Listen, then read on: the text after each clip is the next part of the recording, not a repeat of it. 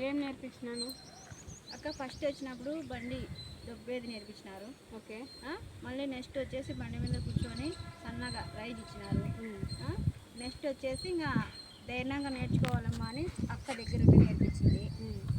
సన్నగా పోయి నేర్చుకున్నాము. నెక్స్ట్ వచ్చేసి మేమంతకు మేమే గ్రౌండ్లో తిరిగాము.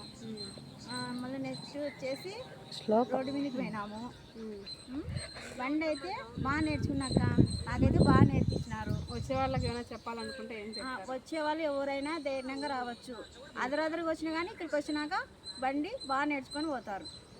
ఎవరికైనా కానీ నేను ఇదే చెప్పేది, బెదపడుకోకుండా రండి, బండి నేర్చుకోండి, బాగా ఎంజాయ్ చేయండి, ఒకరి మీద ఆధారపడద్దండి, మన కాళ్ళ మీద మనమే నిలబడాలి, మన బండి మనమే తోలాలి.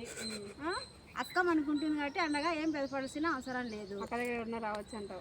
అక్క దగ్గరికి ఎవరైనా రావచ్చు. ఇంకోటి బాగానే ఉంది అయితే. బాగుందిక. ఇంకోటి వచ్చేసి నెక్స్ట్ వచ్చేసి పార్వతక్క కూడా బాగా ధైర్యం ఇస్తుంది, బాగా చెప్తుంది.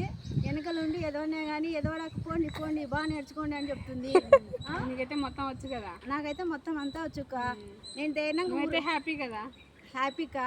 నేను ధైర్యంగా ఒంగనూరు కానిటి టౌన్లోకి బండి వేసుకొని వస్తాను అక్క. మా ఆయన తోలుకొని వస్తానా. ఎవరు ఎదవడుకోకుండా రండి, బాగా బండి నేర్చుకోండి.